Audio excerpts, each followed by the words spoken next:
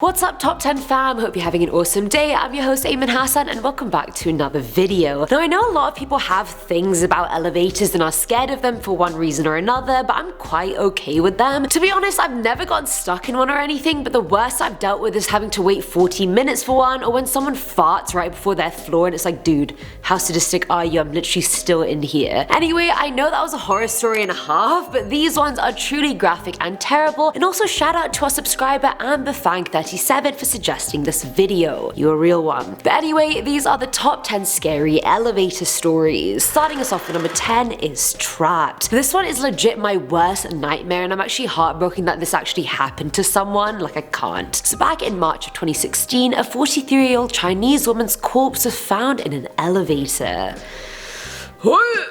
Apparently, a maintenance team was called to inspect the malfunctioning elevator in her building since it had stopped somewhere between the 10th and 11th floor. Instead of opening the doors of the elevator and checking if someone was actually inside, they just yelled down the shaft, had no response, then cut off the power supply, leaving the elevator stuck. When they came back a month later, they found the woman's body in there, and it said she had died weeks prior to being found. 2 maintenance crewmen were arrested for work negligence, but I can't even believe this. Like, imagine how scared and hopeless she must have felt. How do you even know if it's night or day in an elevator? I wonder how long she actually survived in there before dying. I'm sad for her.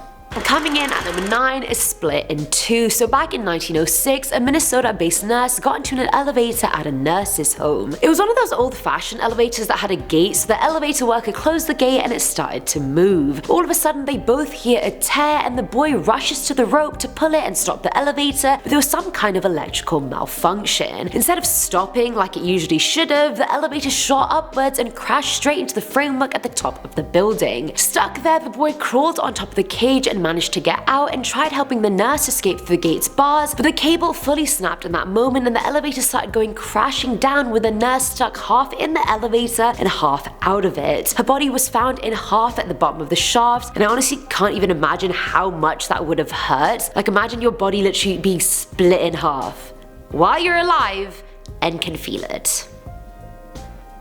At number 8 we have the Bloodbath. The year was 1888, the location was the Bancroft building in San Francisco, and the time was around 5 PM, so that means everyone is coming home, rushing to get into their comfy clothes and relax and just chill and watch some TV. Was TV a thing back then? I don't really know. As 10 people piled into the elevator that was only meant to hold 8 people, things were going normally. The elevator started going down, but then they heard the loud snap. The cable broke and the elevator started hurtling downwards. It was going so fast through the stories that it actually broke through the flooring of the first floor and crashed into the basement. The people inside were a bloody mess when they were found. It was like the Red Wedding in there from Game of Thrones. You better get that reference, people. The elevator boy had broken his back, a man had broken his ribs and fractured his thigh, another person's lungs began to hemorrhage and they died as well. All the others were critically injured but managed to survive, but oh my god. Can you just imagine, like, the people on the floors could hear the people screaming inside? How, like, ominous is that?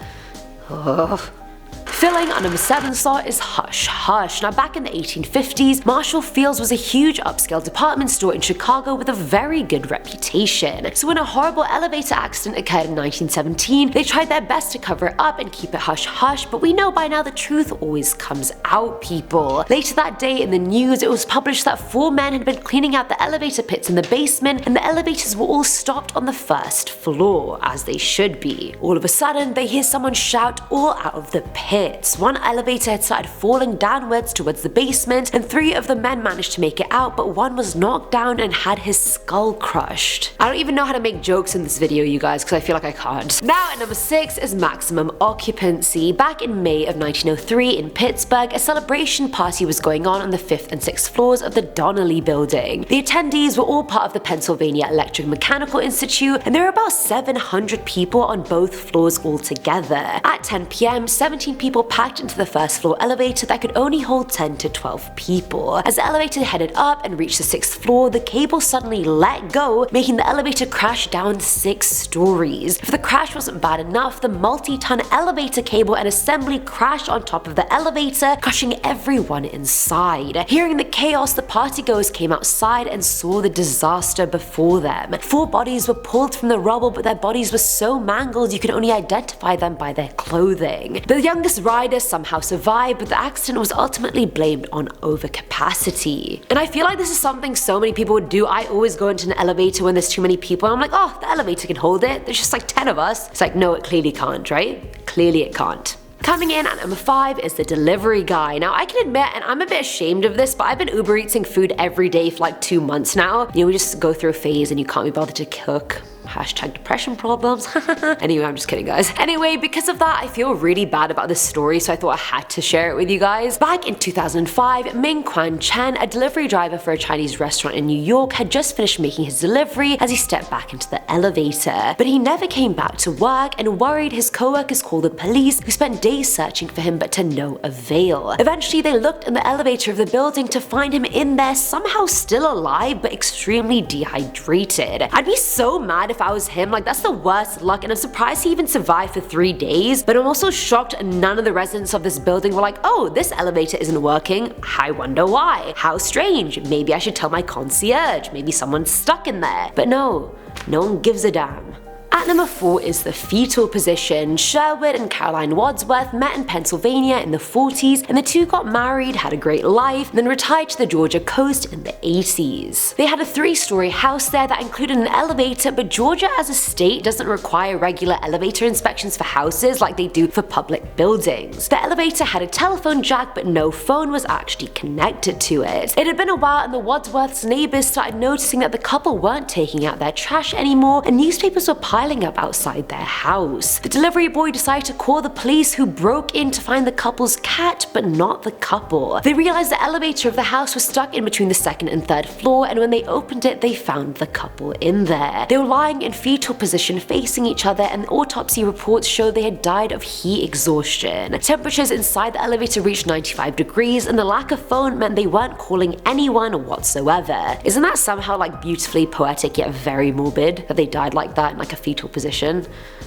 Filling our number 3 slot is ELISA Lam, and I feel like a lot of people know her story, so I'll keep it more brief than usual. So back in 2013, 21-year-old ELISA Lam was staying at the Cecil Hotel in LA. Her body was discovered in the water tank on the roof of the hotel months after she died because guests kept complaining about the water tasting and smelling foul. But the night before her death, elevator footage was released, and it showed ELISA in the elevator acting very bizarre. She goes in and presses a button, but then keeps going in and out of the elevator, seemingly hiding from someone or scared of something. It looks like she's freaking out, and she keeps making very strange gestures with her hands that are probably flail like this, like she kept doing this. I know this is not a good representation, but you guys get what I mean. Some say she had taken too much of the medication she was using for her bipolar disorder, others say she took some other kind of drugs, and some even pointed to the paranormal. Either way, it doesn't make the footage any less chilling to watch. You guys will probably see it here, and it's just like, ugh. Now at number 2 is the Molotov cocktail. Now this one happened in December of 2011 in New York City. 73-year-old Dolores Giuseppe was going back to her 5th floor apartment, and so she got into the elevator. As the doors opened on her floor, a man called Jerome Isaac was waiting for her right there. Apparently, Jerome was angry over money Dolores hadn't returned to him, so he attacked her as soon as the doors opened. The elevator footage shows him spraying some flammable material onto her face and then pushing her back inside. He then lit a Molotov cocktail and threw it into the lift, instantly igniting Dolores. To make sure she was really dead, he just started spraying her with more gasoline as she burned alive in front of him. She's dead and he's in jail, so there's that. That's also pointless, like, Jerome, you didn't even get your money back. You just killed someone and went to jail. Nobody won. And finally, at number 1 is decapitation. So back in 2003, elevator 14 was closed on the 2nd floor of Christus St. Joseph Hospital. Staff were told the elevator would be getting repaired for 4 days, so physician's assistant Karen Steino had been taking the stairs until she saw that the out of service sign was gone. She was waiting for the elevator with surgery resident Hitoshi Christopher Nikaido, and elevator 14 pulled up, which was nearer to Karen. She steps in and Hitoshi asks if that elevator is working, and Karen replies it most likely is. As Hitoshi stepped foot into the elevator, the door closed on him, pinning his shoulders. Pulling back wasn't working, and he couldn't force himself inside the elevator either, and the doors didn't just open like they usually would when they close on you. The elevator just started moving upwards, taking Hitoshi with it. The ceiling sliced off most of his head, but his left ear, teeth, and jaw were still attached to his body, which fell to the bottom of the shaft. If that's not horrific enough already, Karen got stuck in the elevator with half of his decapitated head for over an hour. God damn. And that's it for today's video, guys. I always knew elevator accidents were common, but I didn't realize how bad some of them were. I always jump in the elevator for fun, but now I'm like, probs shouldn't do that, Ames. I really shouldn't. And when I'm in there and I'm with my friends doing it, and they're always just like, can you just not? And I'm like, but it's fun. It's not fun, clearly. Let me know what you thought below, and as always, I'm your host, Eamon Hassan, and I'll catch you in the next one. Bye. I need a coffee right about now. Stuck there, the boy. Okay, let's wait because I can't see what's next. Hee hee. Fucking hell. Stuck there, the boy managed to. You know when you try and save it and it just doesn't work? Now at number 6 is Fucking f me. Now at number 6 is Maximum. Oh, coming in at number 5 is the delivery guy. Coming in at number 5 is the delivery guy. Why? Trying so hard. Sorry, I get weird. It had been a while and the Wadsworth is that they died like that in like a fetal position. I'm not gonna say it's beautiful, well I just did. Oops. But the night before her death, elevator footage showed, nope. Tired. I really should have gotten a coffee before I did this. I don't know why I'm like this. Oh well. Now at number 2 is, why am I smiling? This is not funny. So physician's assistant Karen Steino?